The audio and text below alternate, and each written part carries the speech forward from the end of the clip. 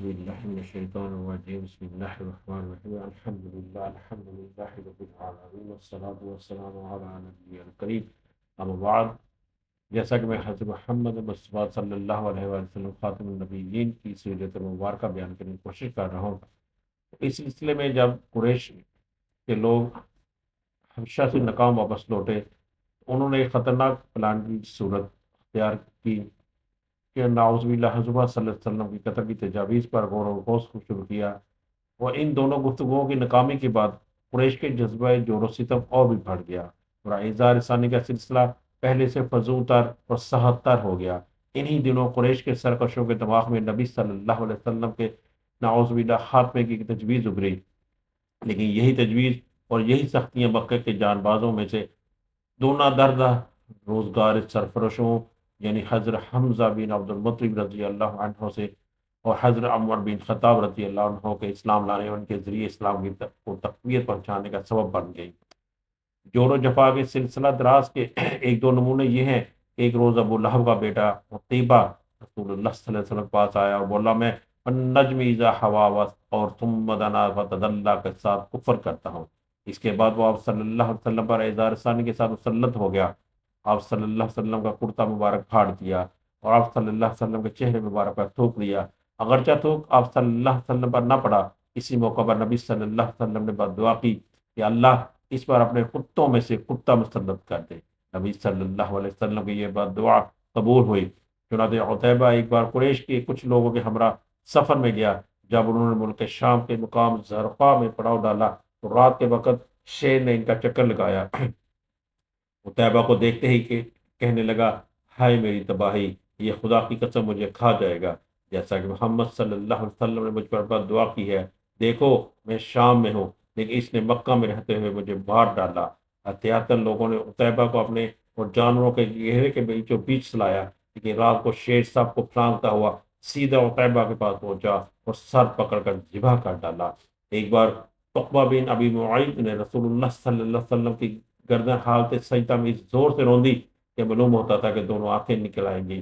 ابن اسحاق کی طویل روایت سے بھی قریش کے سرکشوں کے اس ارادے پر روشنی پڑتی ہے کہ وہ نبی صلی اللہ علیہ وآلہ وسلم کے خاتمے کے چکر میں تھی۔ چنانچہ اس روایت میں یہ بیان کیا گیا کہ ایک بار ابو جہل نے کہا برادران قریش آپ دیکھتے ہیں کہ محمد صلی اللہ علیہ وسلم ہمارے دین کی عیب چھینی، ہمارے آباء و اجداد کی بدگوئی اور ہماری عقلوں کی تخفیف اور ہمارے معبودوں کی تذلیل سے باز نہیں آتے، اس لیے میں اللہ سے عہد کر رہا ہوں کہ ایک بہت بھاری اور بمشکل اٹھانے والا پتھر لے کر بیٹھوں گا اور جب وہ سجدہ کرے گا اسی پتھر سے اس کا سر کچل دوں گا۔ اب اس کے بعد چاہے تم لوگ مجھے بے یار و مددگار چھوڑ دو، چاہے میری حفاظت کرو، اور بنو عبد مناف بھی اس کے بعد جو چیز چاہے کہ کریں گے۔ لیکن لوگوں نے کہا نہیں اللہ، ہم تمہیں کبھی کسی معاملے میں بے یار و مددگار نہیں چھوڑ سکتے، تم جو کرنا چاہتے ہو کر گزرو۔ صبح ہوئی تو ابو جہل ویسا ہی ایک پتھر لے کر رسول اللہ صلی اللہ علیہ وسلم کے انتظار میں بیٹھ گیا۔ رسول اللہ صلی اللہ علیہ وسلم حسب دستور تشریف لائے اور کھڑے ہو کر نماز پڑھنے لگے۔ قریش بھی اپنی اپنی مجلسوں میں آ چکے تھے اور ابو جہل کی کارروائی دیکھنے کے منتظر تھے۔ جب رسول اللہ صلی اللہ علیہ وسلم سجدے میں تشریف لے گئے تو ابو جہل نے پتھر اٹھایا، پھر آپ صلی اللہ علیہ وسلم کی جانب بڑھا، لیکن جب قریب پہنچا تو شکست خوردہ حالت میں واپس بھاگا۔ اس کا رنگ فق تھا اور اس کا دم مرعوب تھا، اس کے دونوں ہاتھ پتھر پر چپک کر رہ گئے تھے، وہ بمشکل ہاتھ سے پتھر پھینک سکا۔ ادھر قریش کے کچھ لوگ اٹھ کر اس کے پاس آئے اور کہنے لگے ابو الحکم تمہیں کیا ہو گیا ہے؟ اس نے کہا میں نے جو بات رات کو کہی تھی وہی کرنے جا رہا تھا، لیکن جب اس کے قریب پہنچا تو ایک اونٹ آڑے آ گیا۔ واہ خدا، میں نے کبھی کسی اونٹ کی ویسی کھوپڑی، ویسی گردن اور ویسے دانت دیکھے ہی نہیں، وہ مجھے کھا جانا چاہتا تھا۔ ابن اسحاق کہتے ہیں مجھے بتایا گیا کہ رسول اللہ صلی اللہ علیہ وسلم نے فرمایا کہ یہ جبرائیل علیہ السلام تھے، اگر ابو جہل قریب آتا تو اسے دھر پکڑتے۔ اس کے بعد ابو جہل نے رسول اللہ صلی اللہ علیہ وسلم کے خلاف ایک ایسی حرکت کی جو حضرت حمزہ رضی اللہ عنہ کے اسلام لانے کا سبب بن گئی۔ اس کی تفصیل میں ذرا تھوڑا بعد میں بیان کروں گا۔ جہاں تک قریش کے دوسرے بدماشوں کا تعلق ہے تو ان کے دلوں میں بھی نبی صلی اللہ علیہ وسلم کے خاتمے خیال برابر پک رہا تھا۔ چنانچہ حضرت عبداللہ بن عمرو بن عاص رضی اللہ عنہ ابن اسحاق نے ان کا یہ بیان نقل کیا ہے، ایک بار مشرکین حتیم میں جمع تھے، میں بھی موجود تھا۔ مشرکین نے رسول اللہ صلی اللہ علیہ وسلم کا ذکر چھیڑا اور کہنے لگے اس شخص کے معاملے میں ہم نے جیسا صبر کیا ہے اس کی مثال نہیں، در حقیقت ہم نے اس کے معاملے میں بہت ہی بڑی بات پر صبر کیا ہے۔ یہ گفتگو چل رہی تھی کہ رسول اللہ صلی اللہ علیہ وسلم نمودار ہو گئے۔ آپ صلی اللہ علیہ وسلم نے تشریف لا کر پہلے حجر اسود کو چوما، پھر طواف کرتے ہوئے مشرکین کے پاس سے گزرے۔ انہوں نے کچھ کہہ کر طعنہ زنی کی، جس کا اثر میں نے آپ صلی اللہ علیہ وسلم کے چہرے مبارک پر دیکھا۔ اس کے بعد جب دوبارہ آپ صلی اللہ علیہ وسلم کا گزر ہوا، مشرکین نے پھر اسی طرح کی لعن طعن کی، میں نے اس کا بھی اثر آپ صلی اللہ علیہ وسلم کے چہرے مبارک پر دیکھا۔ اس کے بعد آپ تیسری بار گزرے، مشرکین نے پھر آپ صلی اللہ علیہ وسلم پر لعن طعن کی۔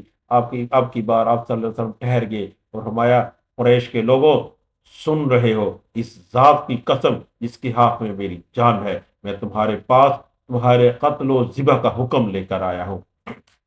آپ صلی اللہ علیہ وسلم کے اس ارشاد ان لوگوں کو پکڑ لیا، ان پر ایسا سخت طاری ہوا کہ گویا ہر آدمی کے سر پر چڑیا بیٹھی ہوئی ہے۔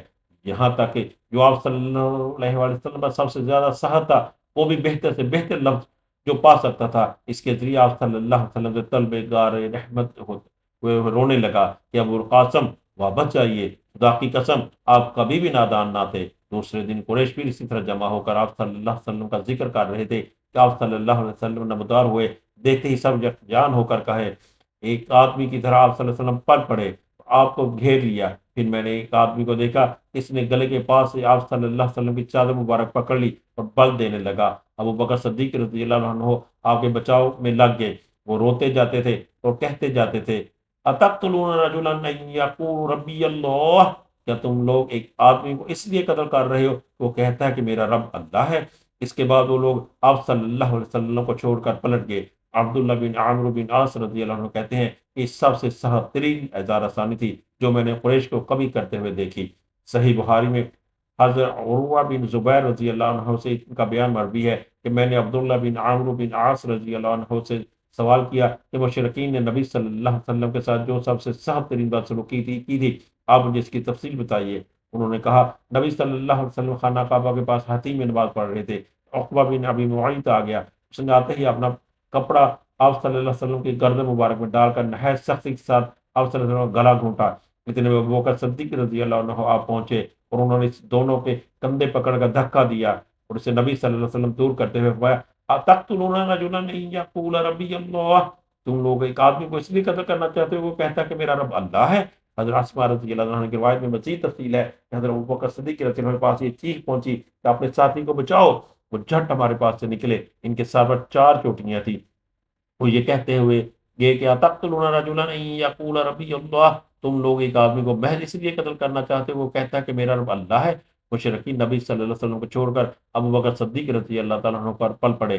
وہ واپس آئے تو حالت یہ تھی کہ ہم ان کی چوٹیوں کو جو بار بھی چھوتے تھے وہ ہماری چٹکی کے ساتھ چلا آتا تھا۔ مکہ کی فضا سلم و جور کے ان سیاہ بادلوں سے گمبھیر تھی۔ اچانک ایک بجلی چمکی اور مقہوروں کا راستہ روشن ہو گیا، یعنی حضرت حمزہ رضی اللہ عنہ مسلمان ہو گئے۔ ان کے اسلام لانے کا واقعہ 6 نبوی کے آخر کا ہے اور اغلب یہ ہے وہ ماہ ذی الحج میں مسلمان ہوئے تھے۔ ان کے اسلام لانے کا سبب یہ ہے، ایک روز ابو جہل کوہ صفا کے نزدیک رسول اللہ صلی اللہ علیہ وآلہ وسلم کے پاس سے گزرا تو آپ صلی اللہ علیہ وسلم کو ایذا پہنچائی اور سخت سست کہا۔ رسول اللہ صلی اللہ علیہ وسلم خاموش رہے اور کچھ بھی نہ کہا، لیکن اس کے بعد اس نے آپ صلی اللہ علیہ وسلم کے سر پر ایک پتھر دے مارا جس سے ایسی چوٹ آئی کہ خون بہہ نکلا۔ پھر وہ خانہ کعبہ کے پاس قریش کی مجلس میں جا بیٹھا۔ عبداللہ بن جدعان کی ایک لونڈی کوہ صفا پر واقع اپنے مکان سے یہ سارا منظر دیکھ رہی تھی۔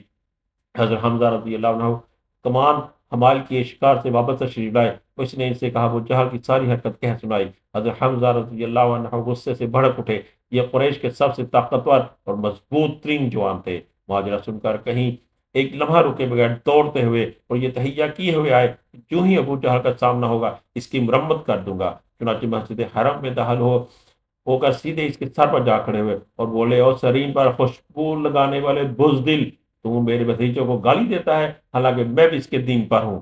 اس کے بعد کمان سے زور کی مار ماری، اس کے سر پر بدترین قسم کا زخم آ گیا۔ اس پر ابو جہل کے قبیلے بنو مخزوم اور حضرت حمزہ رضی اللہ عنہ کے قبیلے ہاشم کے لوگ ایک دوسرے کے خلاف بھڑک اٹھے، لیکن ابو جہل نے یہ کہہ کر انہیں خاموش کر دیا کہ ابو عمارہ کو جانے دو، واقعی اس کے بھتیجے کو بہت بری گالی دی تھی۔ ابتداء حضرت حمزہ رضی اللہ عنہ کا اسلام محض اس حمیت کے طور پر تھا کہ ان کے عزیز کی توہین کی گئی، لیکن پھر اللہ نے ان کا سینہ کھول دیا اور انہوں نے اسلام کا کڑا مضبوطی سے تھام لیا اور مسلمانوں نے کی وجہ سے بہت عزت و قوت محسوس کی۔ اس کے بعد میں انشاءاللہ حضرت عمر رضی اللہ عنہ اسلام لانے کا واقعہ پیش کرتا ہوں۔